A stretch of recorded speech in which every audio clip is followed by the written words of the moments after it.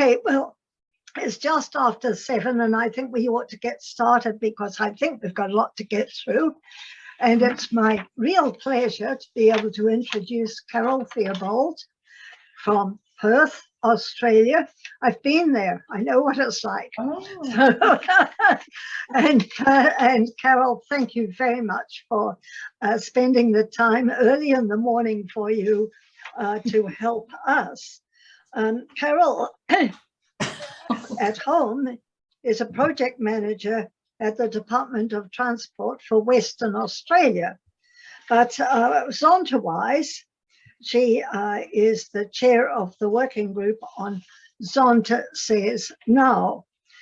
I was impressed by what I heard Carole say when we were in Hamburg, as our Zontians know. And there may be some people who are outside Zonta, so I will sort of reiterate some things.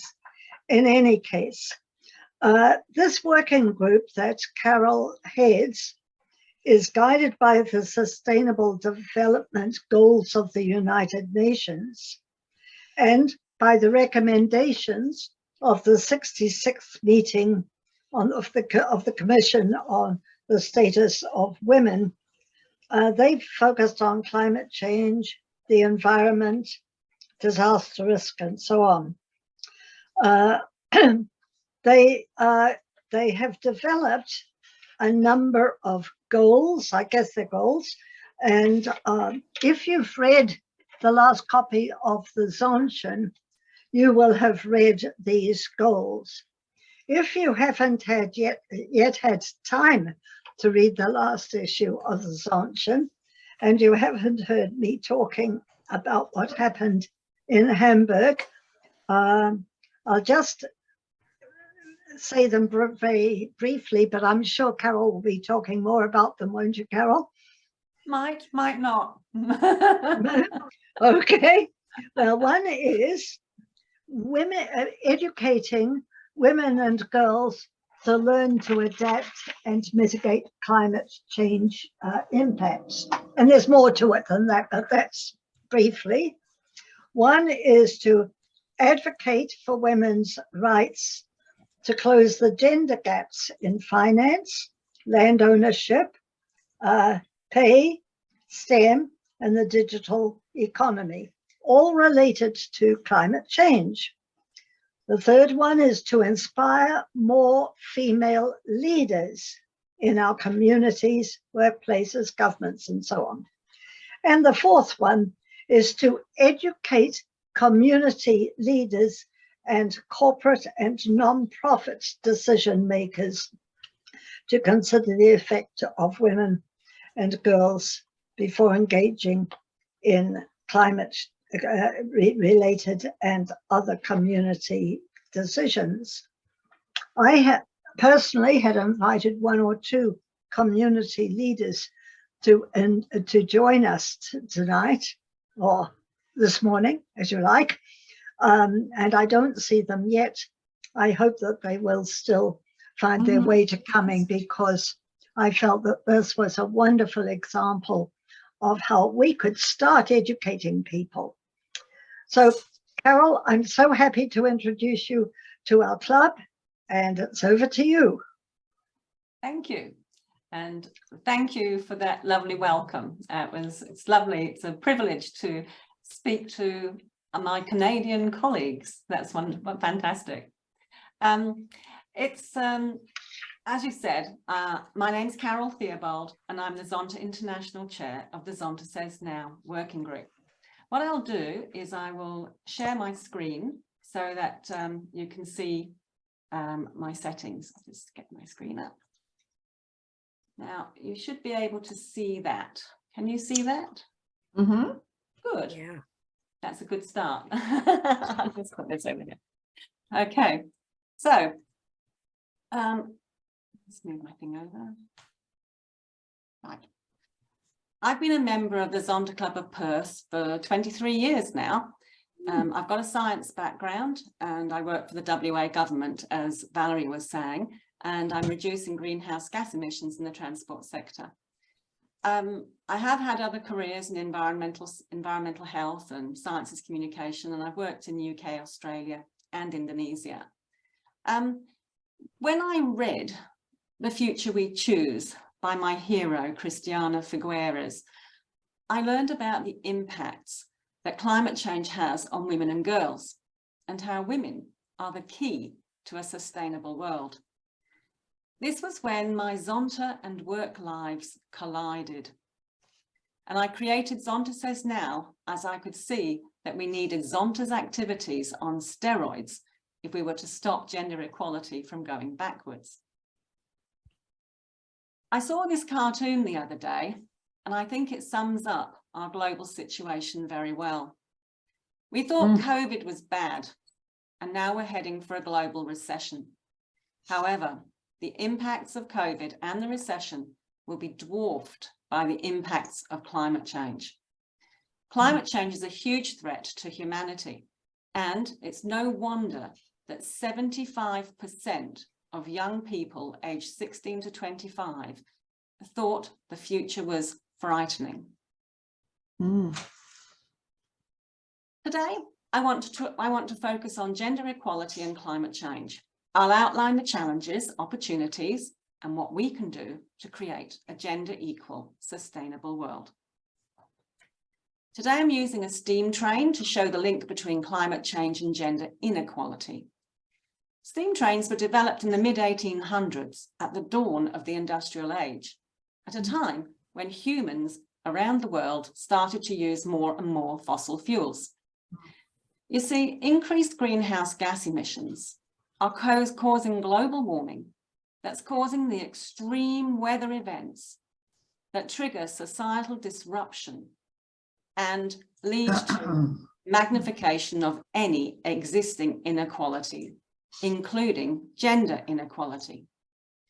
Zonta Says Now shows how we can work together to stop this train of events by taking climate action and closing the gender gap. Let me explain. When we look at increased greenhouse gas emissions, this graph shows how for over 800,000 years, carbon dioxide levels stayed below 300 parts per million. Now just look how quickly the levels have risen since 1950.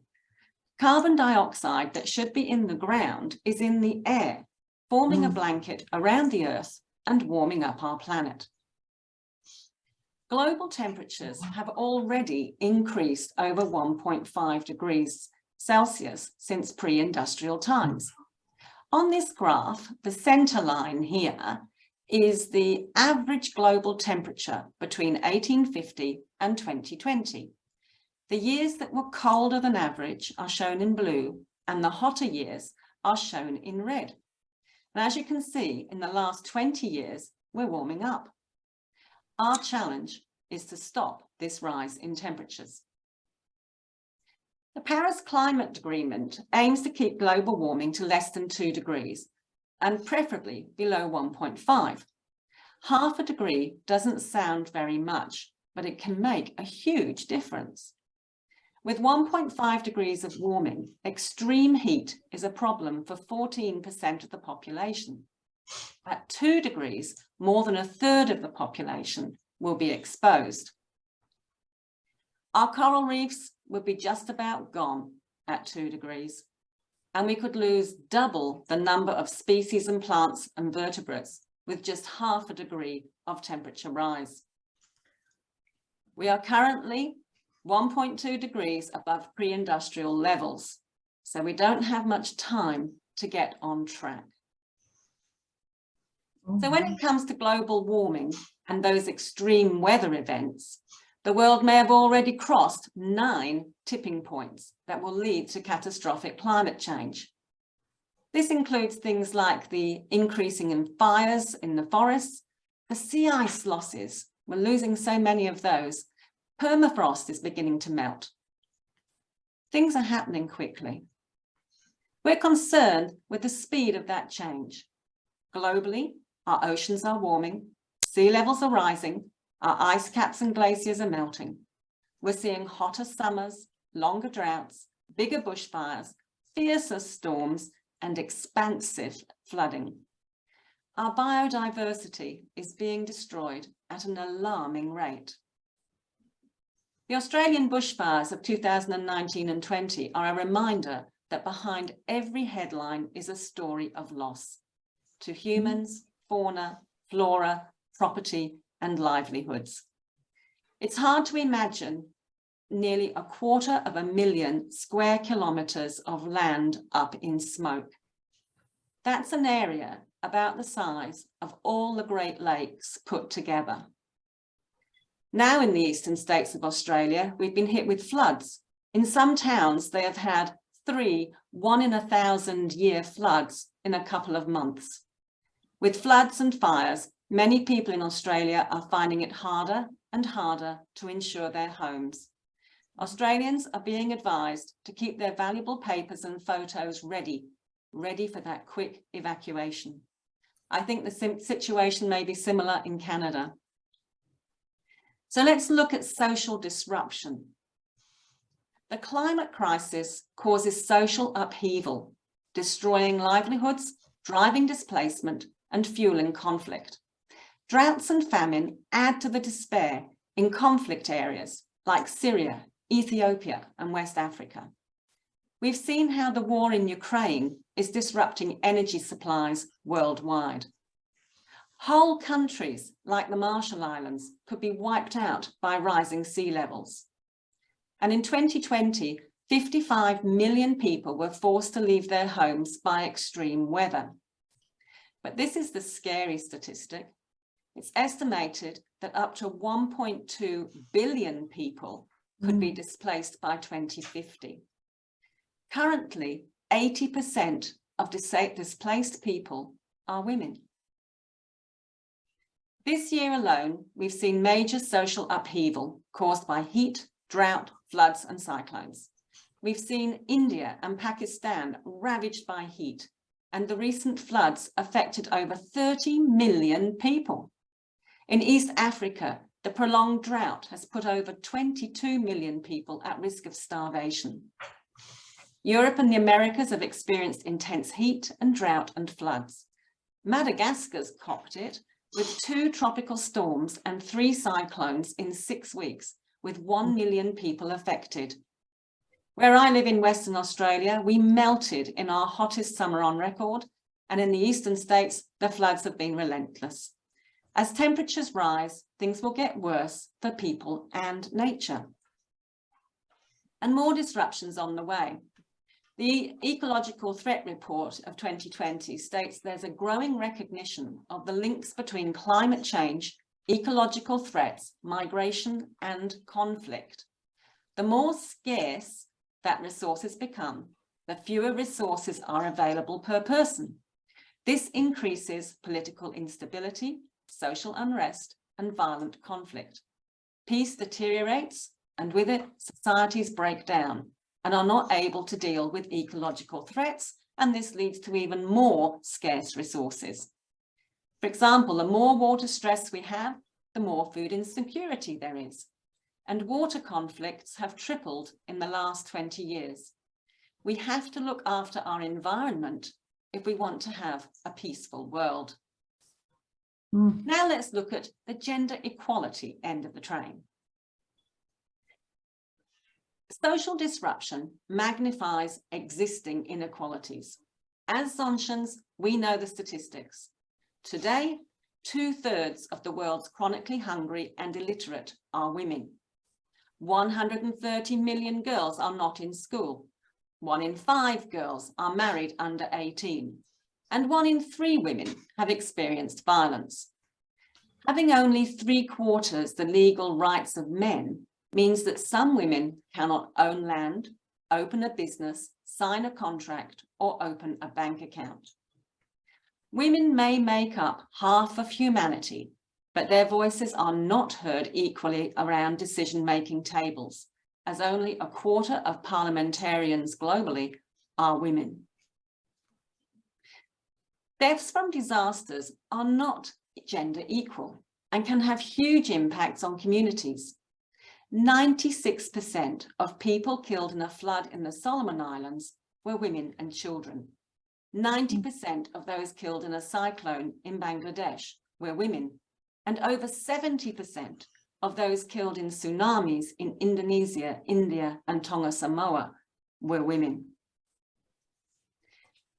So why are women and girls likely to be more injured and killed? They may not know how to climb a tree or swim. Their clothing may prevent them from running, and culturally, they may not be able to leave the home without a male.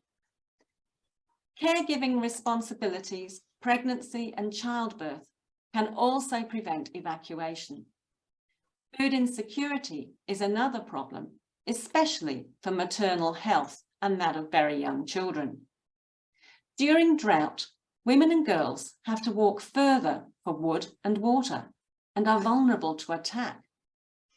When there's famine, what do you do when you have no money and need to feed your family? Child marriage and prostitution may seem the only choices. After a disaster in refugee camps, women and girls experience more sexual assault, physical abuse, and human trafficking. And as we approach the 16 days of activism, it's important to remember that the disruption caused by climate change triggers more violence against women and child marriage. Zonta Says No to Violence Against Women is more important today than ever before. The Sustainable Development Goals include achieving gender equality by 2030. But the disruptions caused by the pandemic have put gender equality back around 35 years, a generation in just 2 years.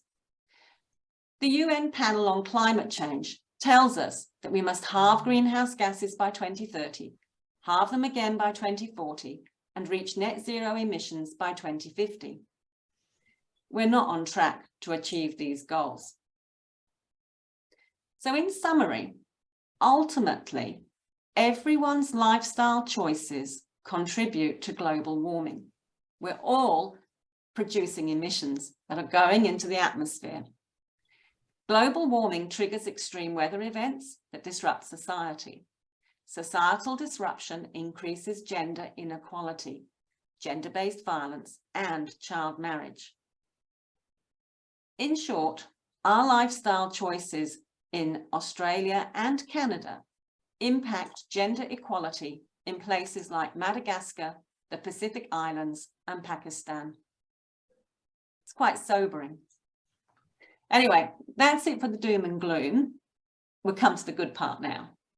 So what I want to do first of all is I want you to help deliver on the Paris Climate Agreement.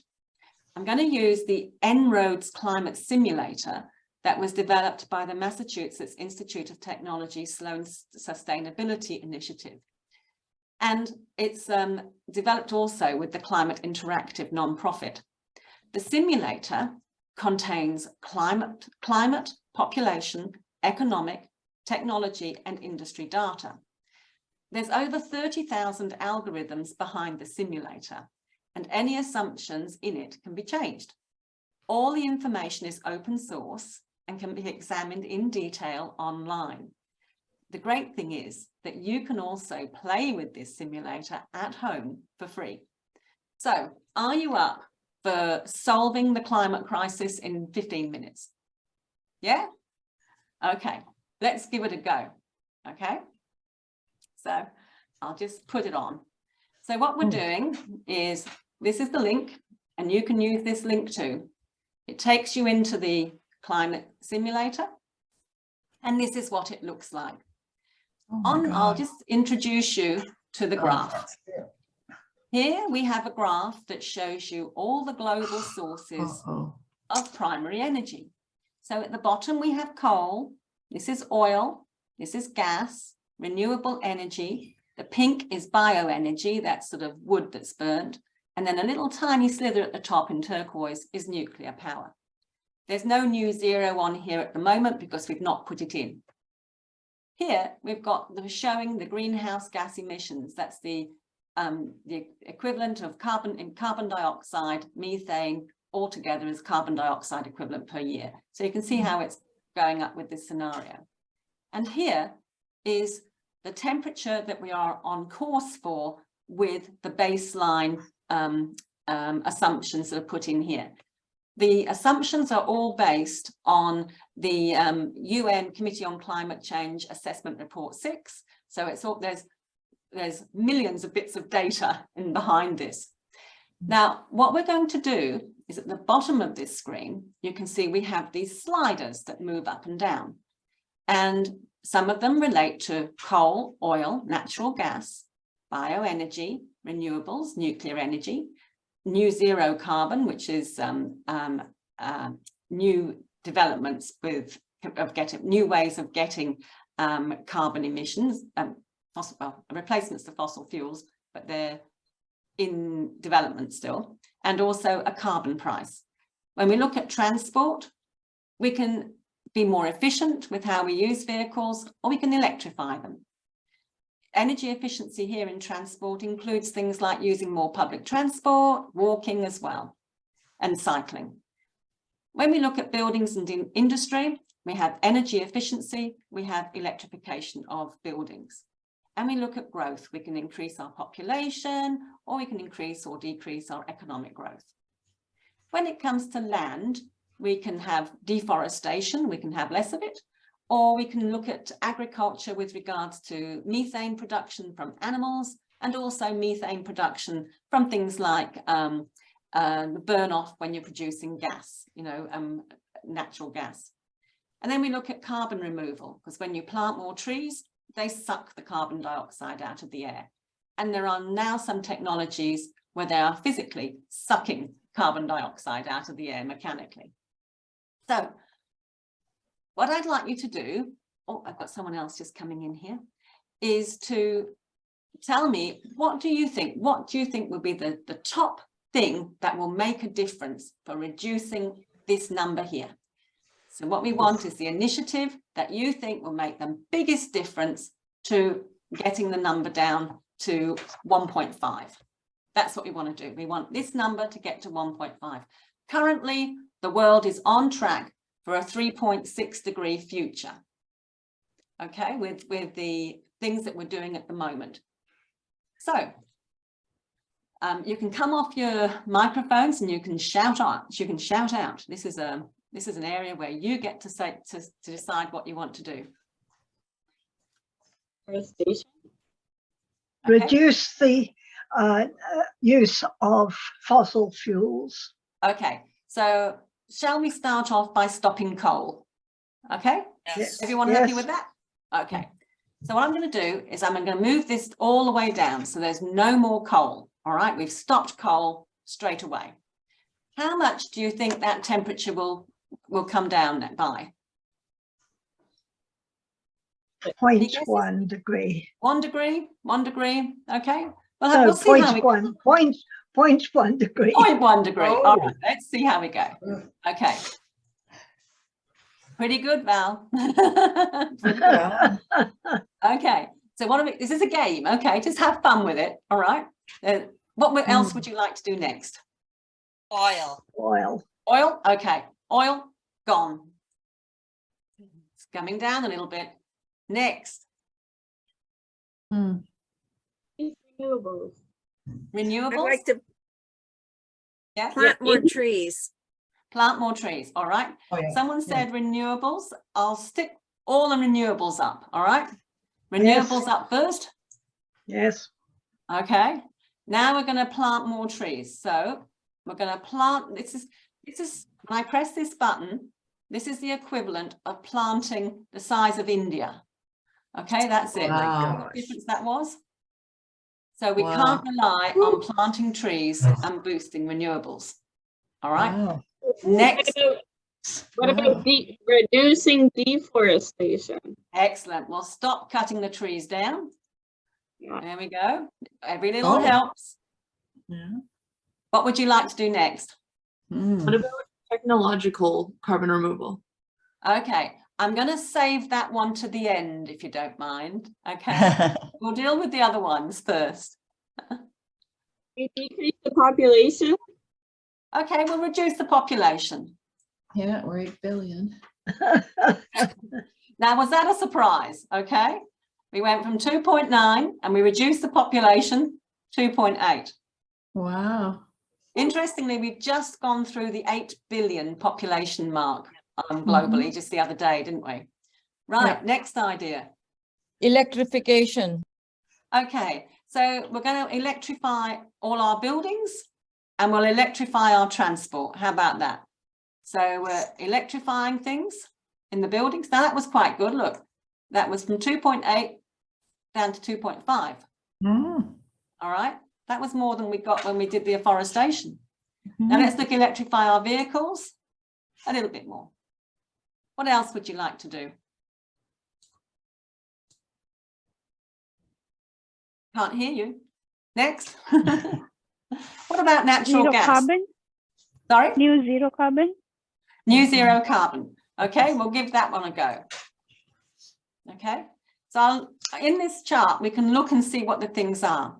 So new zero carbon is where we discover a brand new cheap source of electricity that does not emit greenhouse gases. Some speculate that such a breakthrough could be nuclear fusion or thorium-based nuclear fission. However, there are unknown risks associated with any new energy. So we need to decide when the breakthrough occurs, its initial cost relative to coal, and how long the delays in commercialization would scale up. So in this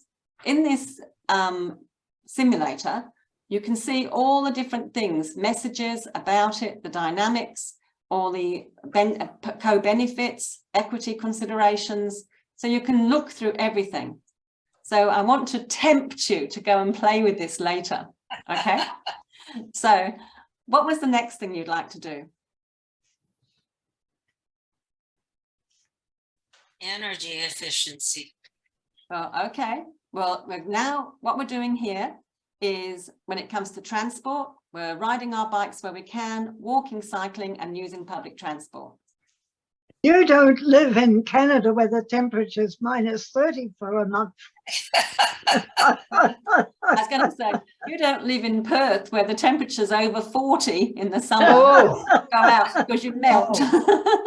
So I think the pair of us, we experience both the extremes, don't we? You know, we're Yes. roasting and you're freezing. It's just unreal. Anyway, the other energy efficiency is when we're insulating our buildings and making sure that makes a huge difference. Okay, so the next thing you'd like to do. What about we've still got some natural gas? Bioenergy. Someone said something. Can you increase the bioenergy? Increase it. If you increase it, it doesn't make that much difference because it's a small amount. But what you're trying to do is to get rid of it. So it's that's the wood burning. Okay, so we're trying to get rid of it. Okay, so it's because it's so small, I don't think it shows up. No. Yeah, well, it does a little bit. If you have a lot of it, it goes up, but we want to get rid of it, so we bring it down. All right. Is carbon price charging people for the carbon? Yes. So if you have a higher carbon price, it means to say that you're paying more for anything that's got fossil fuels with it. So often, let's put that one up. And it makes a bit of a difference. Does it help? Does it? What we have already, we've already done coal and oil and put our renewables up. So putting a carbon price at this time is not as dramatic as it would be if you did it as a starting point. I'll show you that at the end. All right. So I'll show you the carbon price on its own. There are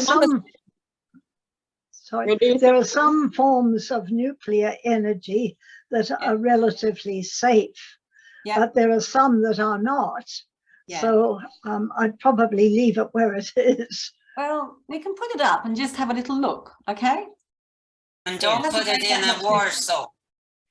The thing is with nuclear energy, it takes a long time to come on stream, and you can't build enough of it to make a huge difference, you know, quickly enough, because it's so expensive compared to renewables, etc. So it has a niche. In some places, it's a niche where it's, you know, where it can be very, very useful, but it's not going to be a big solution for the whole world. Let's put it that way. Where do you use wind power? Wind power, that comes in the renewables, just here. So we've used all of it. but we've still got some natural gas here. Should we get rid of the natural gas? Get rid of some Down. of it. Yes. Yes. We've already, because we've got the carbon price here, we've already made it expensive, so it's not being used a lot. Did it go Right. down? It didn't go What down. we No, had it here- didn't. Not at Methane and all. other gases, how about that? Yes, okay. Now this is where, did you know that they've made some research has discovered if you feed cows a certain sort of seaweed, it reduces the methane that they produce. Yes. All right. So with this one, we're going to reduce the methane by feeding the cows seaweed. Okay, so we've gone down 0.3 there, right? And we've Oh, wow. also reduced emissions from the gas sector that do the flaring of the gas. So that adds to it as well. So that includes both of those. Now, you can see here, we've got to 1.6. We're very close to the 1.5. So this is where the technological part comes in. So if we do the technology bit at the end, it sucks it down below the 1.5. All right. Now, I remember showing this one at work, and one of the young women in our organization came up to me afterwards and she said, Carole, I didn't think it was even possible to get below 1.5. I now have hope. And that really touched me, you know, and but whoops, I don't want that is, go away. And so the technology, this is, and we can ramp it up even more. I've been conservative, you know, but that's relying on technologies that have not been done at scale yet. They've done them in the laboratory, but not at scale. So we've got to do all of this first. I mean, and we've got economic growth we haven't touched here. If we reduce economic growth, it doesn't make that much difference. What we've got up there is there already. What's up there now will take 20 years to basically dissipate. So this is why it's so important we take action now. Okay. Now I'm going to reset all of these. This is, we've got down to 1.3. Okay. I'm going to reset everything to 0. And I'm just going to use carbon price on its own. Come on. Yeah. Right. That's where you get your 1 degree quickly. But And explain, Carole, can you explain what carbon price is? yeah. So what we have here, I'll bring it up so you can see where this solution is. I'll show you how I did that. See where we had carbon price? There were these 3 dots here. You press the dots and it comes up with more information. So you can set a price for carbon. So here it's set at the maximum, $245 a ton. I think at the moment it's about $20 or $30 a ton, depending on where you are. So it's making it really high. And setting a global carbon price that makes energy sources more expensive, depending on how much carbon dioxide they release, or enact a clean electricity standard or emissions performance standard. Energy producers could pass additional costs to their customers, so policy must be designed to minimize the impacts to the poorest. So what you can do if you have a carbon price is you get a big bucket of money and you use that bucket of money to actually help those that can't afford the energy jump. All right. So that's what you've got to look at. You've got to make sure that you actually have the equity considerations. Here we go. As carbon taxes reach effective levels, companies may try to pass costs to customers where the poor are most at risk of being impacted. Policies can be developed to limit that impact. Okay.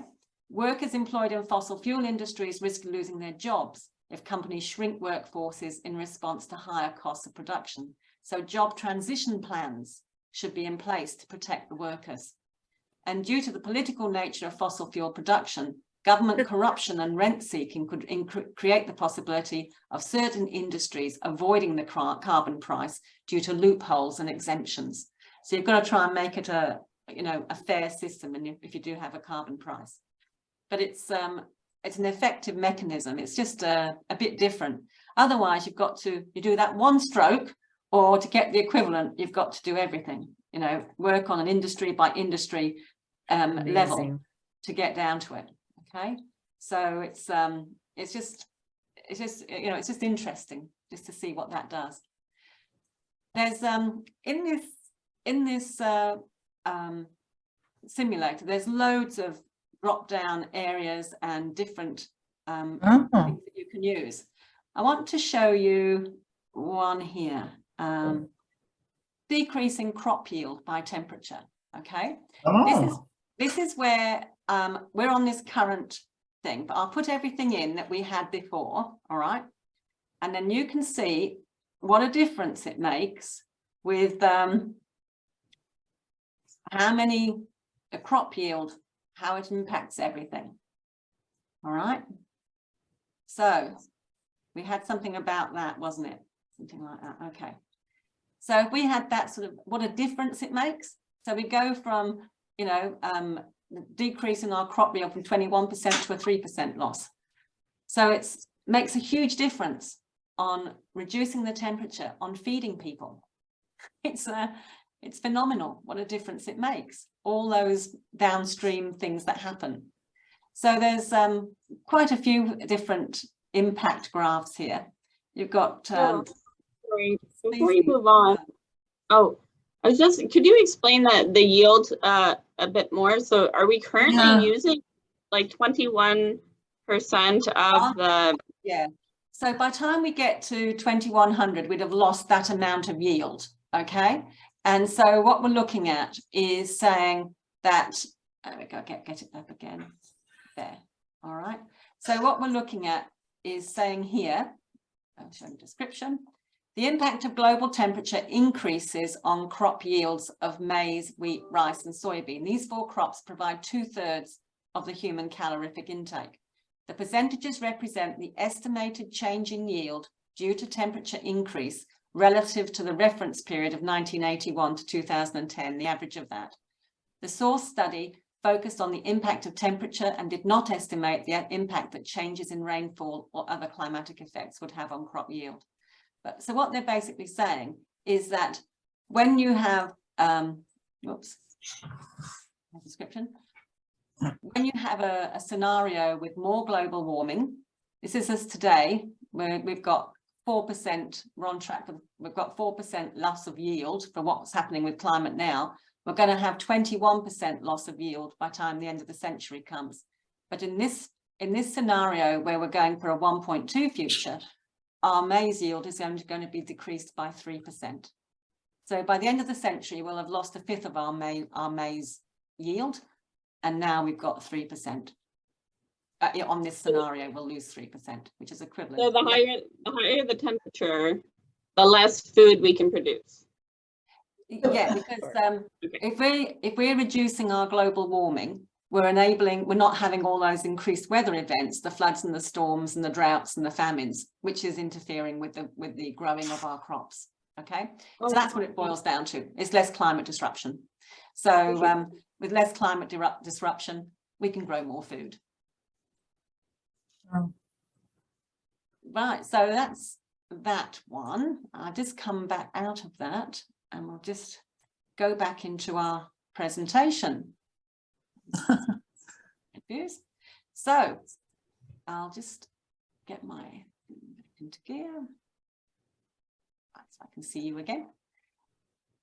Now, how are you feeling about that? What surprised you?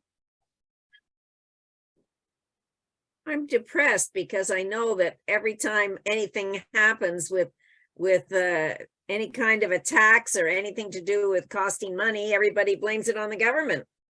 Yeah. It's not my fault that I want to drive to my island every weekend. It's the government's fault for making the gas so high. So I get upset with them. And so I am feeling depressed. The thing is, it's the gas that's used that's causing the problem.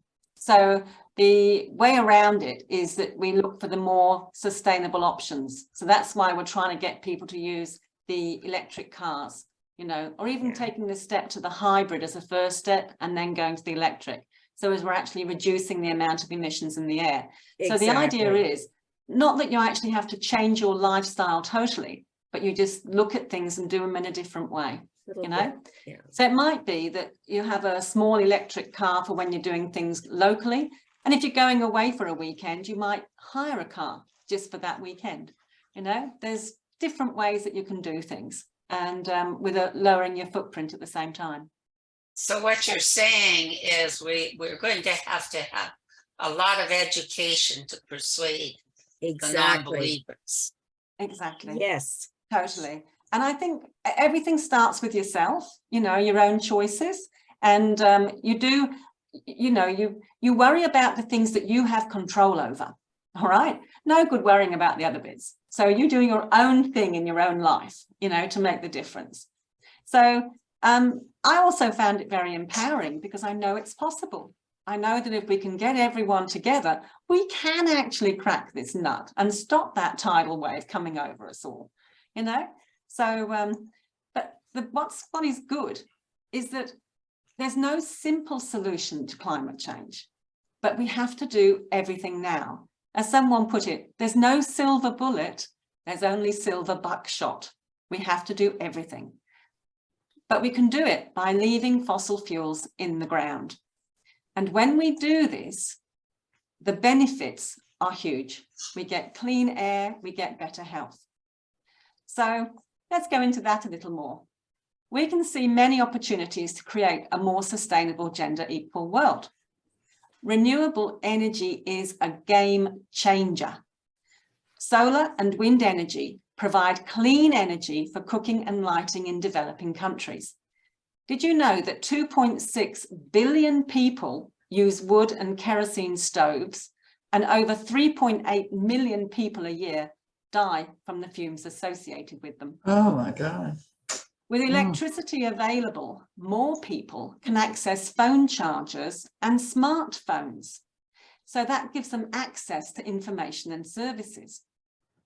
New technologies running on renewable energy, such as electric vehicles, will reduce the air pollution that, wait for it, currently kills around 8 million people a year. And it'll save us money in the long run. With massive land and ocean regeneration, we can increase biodiversity. We can plant more trees to green our cities so they are cooler and more comfortable to live in.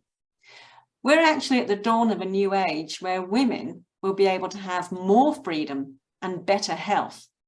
But the key is to embrace that sustainable future. I've looked up some of your Canadian women here, and I read about these ones, and they're leading the way towards a more sustainable future. And they show the importance of training women in STEM. Evelyn Allen, she's the CEO of Evercloak. She produces ultra-thin nanofilms that curb greenhouse gas emissions by radically reducing the energy required for commercial and residential air conditioning and dehumidification systems. And the nanofilms also transform seawater into drinking water in drought-prone areas. Sarah Landstreet founded Georgette Packaging. She's an engineer by trade, and she's made her company totally carbon neutral. Samren Ratan, she's the founder and chief operations officer of Moment Energy, and she turns end-of-life electric vehicle batteries into energy storage units. And then we've got Carly Taylor, who leads the world's largest youth-led organization, mobilizing 50,000 young people from 120 countries on sustainable and equitable energy transition. So they build knowledge and skills so as the young people can learn about the energy systems and get jobs in that system. So they're very inspiring. In Australia, we've got Natalie Isaacs, who heads up 1 Million Women. Women are responsible for 80% of purchases in the home. So we literally have the purchasing power to create a sustainable world. So 1 Million Women, they've got apps, books and campaigns and events. And you can join, there's all around the world. Her latest book, Right Here, Right Now, shows how women can lead the way in the climate emergency. And it's a great primer for this subject. And did you know that on average, humans eat 5 grams of plastic a week? That's the weight of a credit card.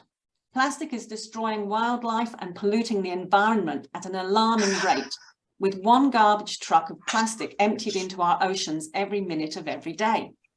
So in 2011, Rebecca Prince-Ruiz started out with some friends to stop using single-use plastics for 1 month.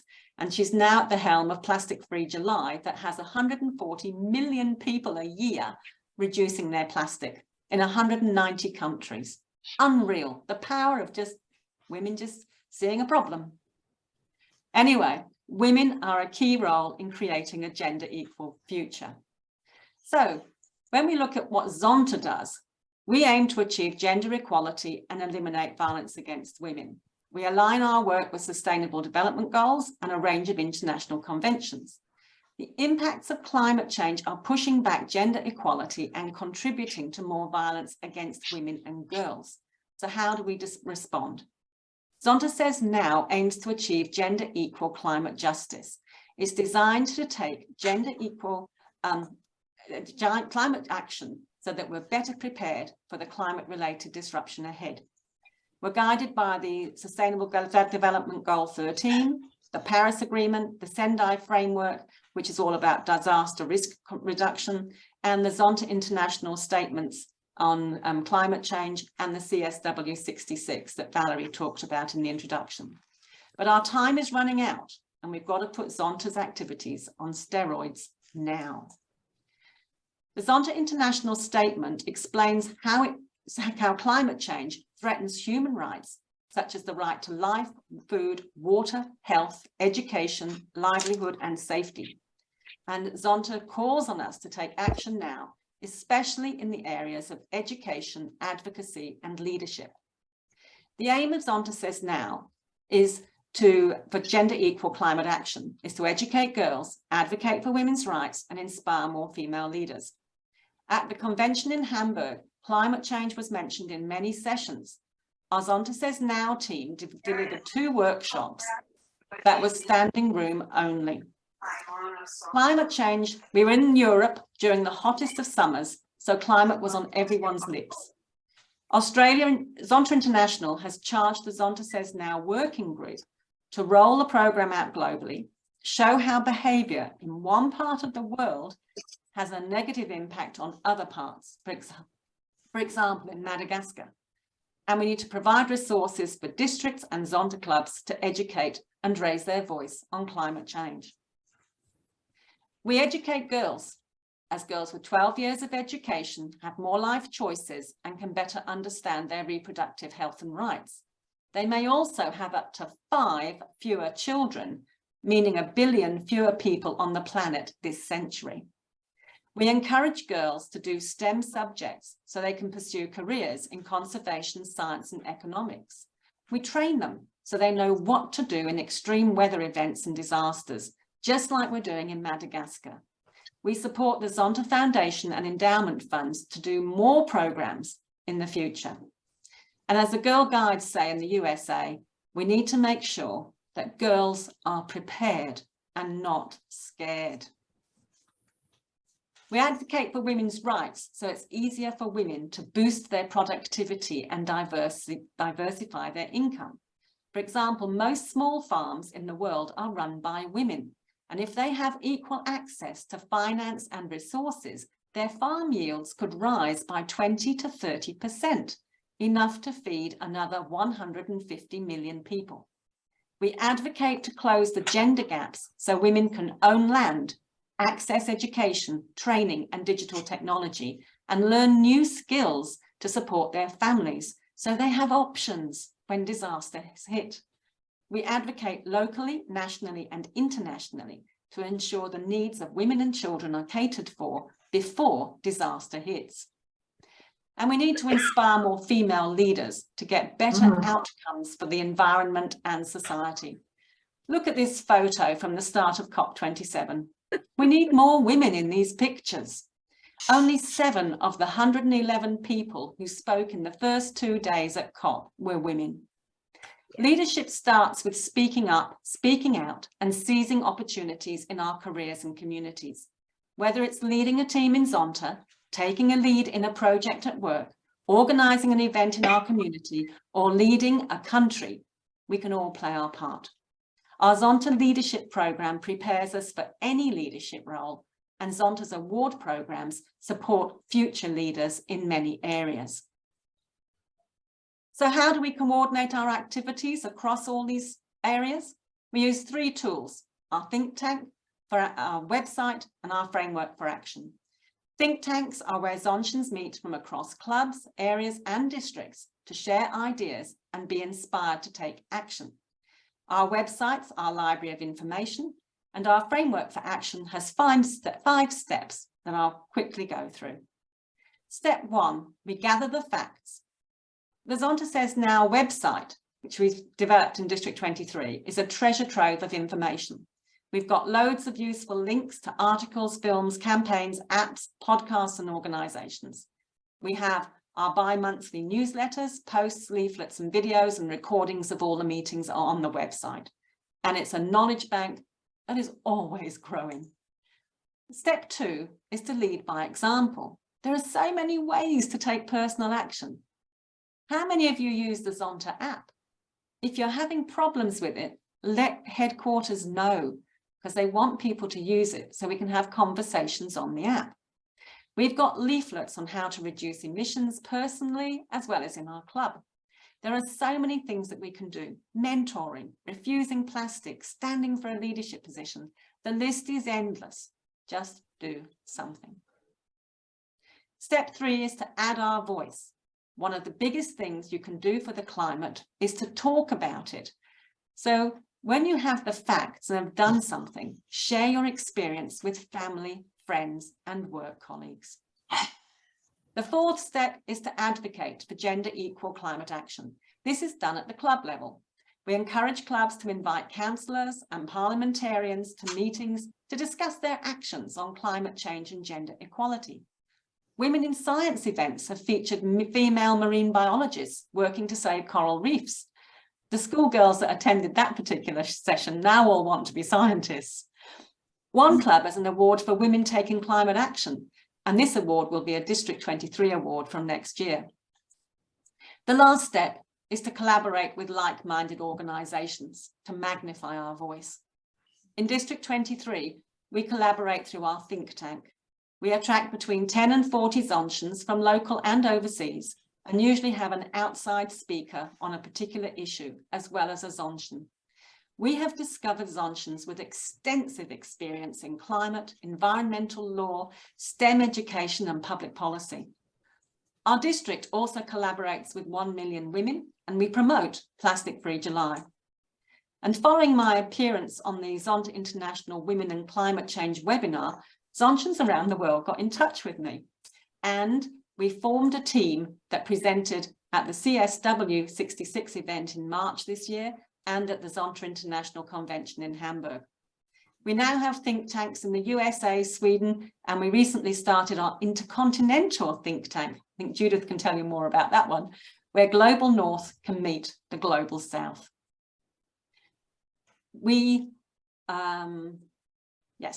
got some milestones that we have had in our history of Zonta Says Now.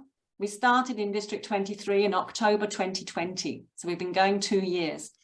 We had our think tank meetings, we've had our international seminar, we had the USA caucus join the think tank, we've got the District 25, which is Pakistan, Bangladesh, India, Sri Lanka and Nepal, had a climate competition, and so District 25 joined with District 23 and the USA caucus to present at CSW 66, and now we've all got together to form the working group, which is rolling out around the world. And we had our first international Zonta Says Now intercontinental think tank in October. So it's moving slowly, we're getting there. So if you think about it, this is what we're trying to do. We're creating a gender equal, sustainable world by educating girls, advocating for women's rights, and inspiring more female leaders.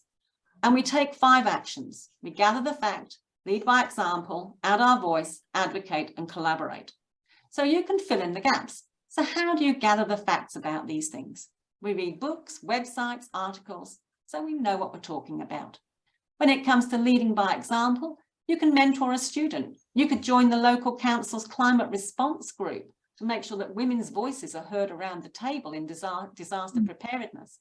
You can take on a club leadership role. You can tell your family and friends what you've done. You can advocate having women in science events. You can raise awareness of local issues with parliamentarians. You can promote Zonta's awards. And you can collaborate. You can have projects that keep girls in school. For example, the Days in School sanitary products that provide materials so girls can have their period and not have to not go to school. You can work with other clubs.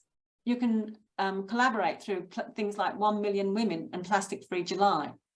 And you can hold area leadership training. So there's so many things you can do. This is just scratching the surface to give you some examples. So Zonta says now to gender equal climate action accelerates and amplifies Zonta's activities to prepare us for a climate impacted world.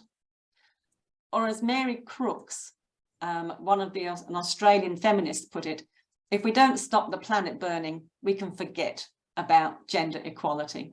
So in summary today, I've shown you that our lifestyle choices impact gender equality. Women have key roles in creating a gender equal, sustainable future.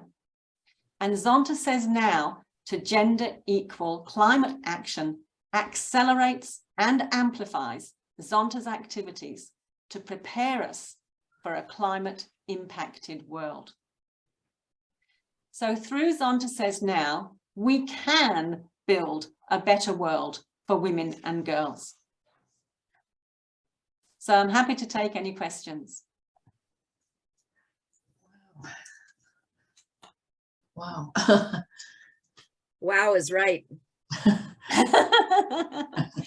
Wow. The thing is, you know, you just start with yourself. What can you do? What can you do personally?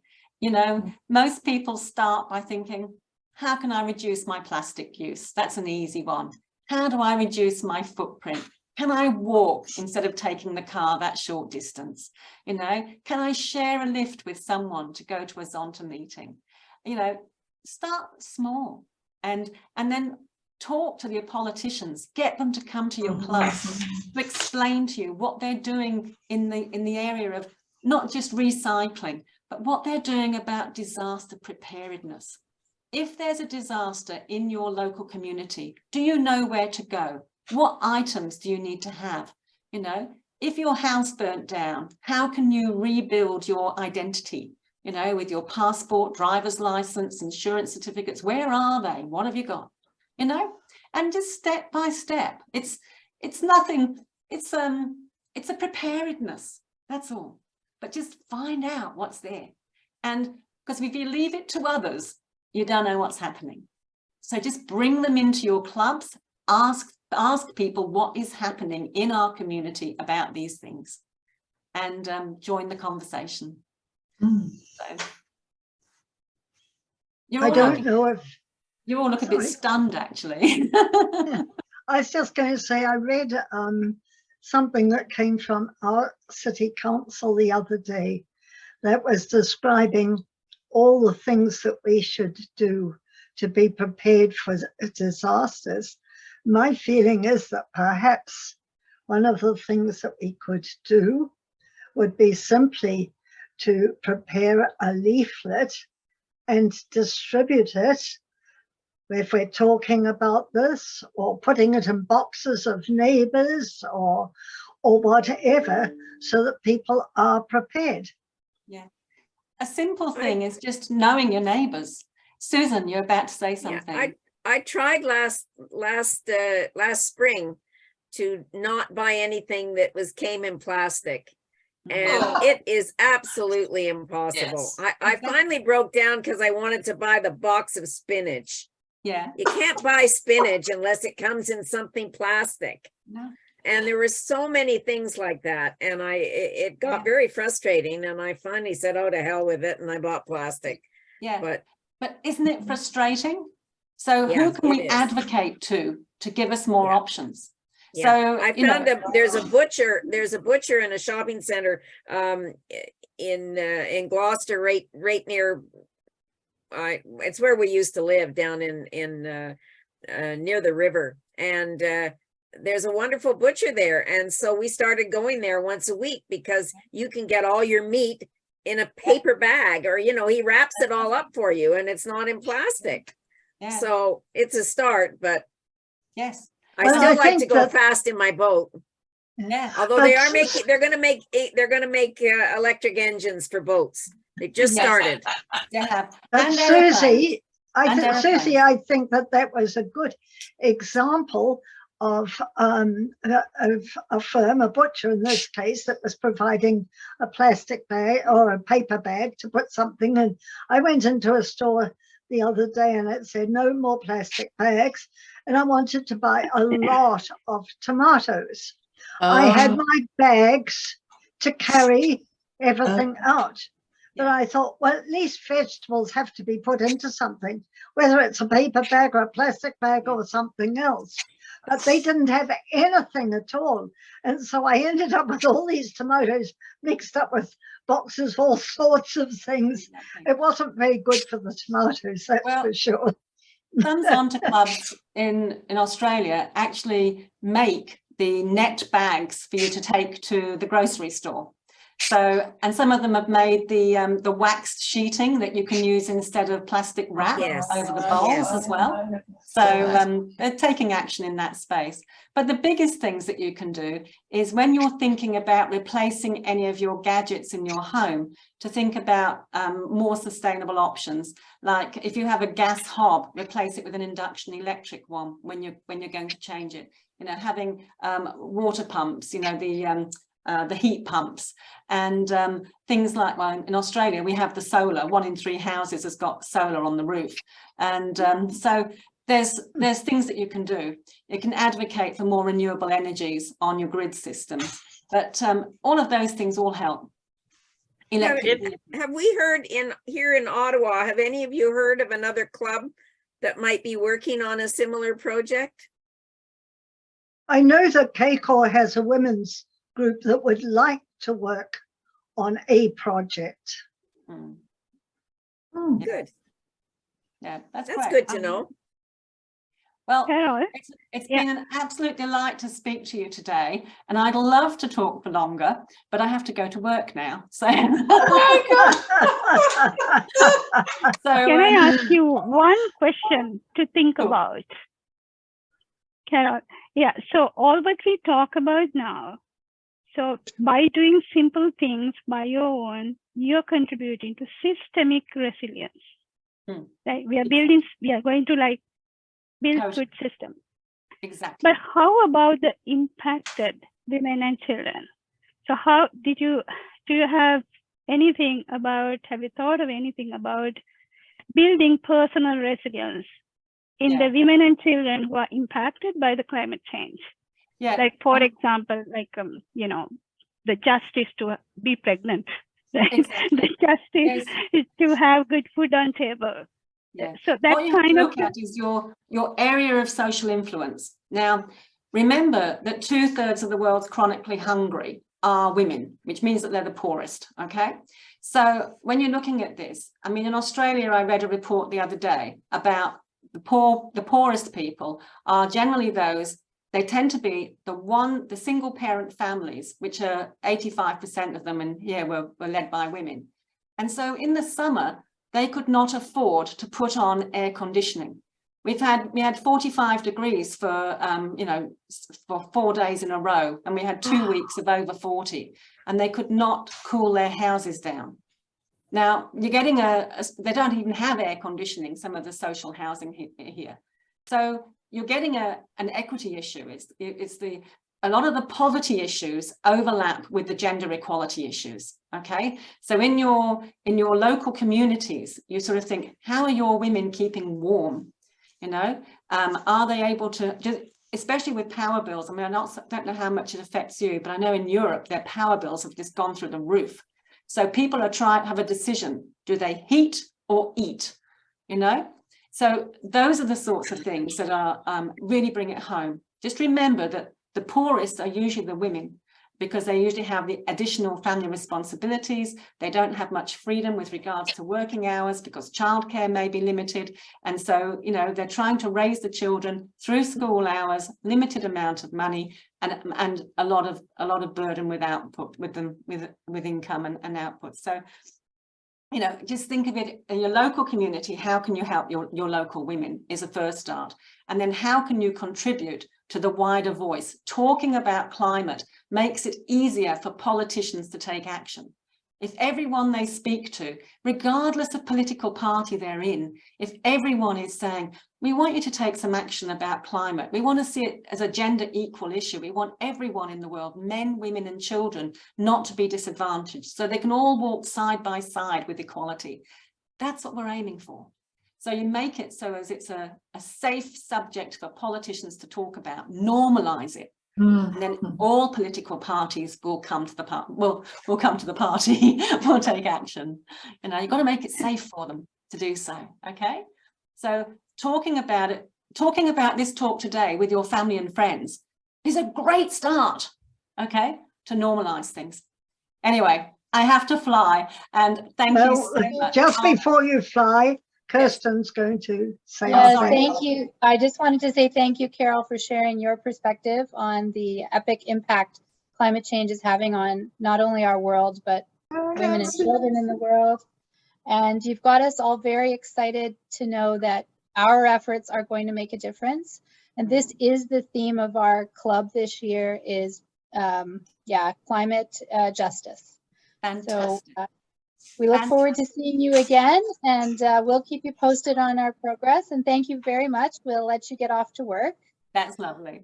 And if you want to just go to our District 23 website is zontasaysnow.org.au, and have a little look around there. There's all sorts of information, and we're slowly getting things rolled out internationally. We hope to have something on the international website soon, but this month it's really Zonta Says No's month, so we'll just let the focus be on that. But thank you so much for the opportunity today to talk to you all, and thank you for being such a great group and taking it on board.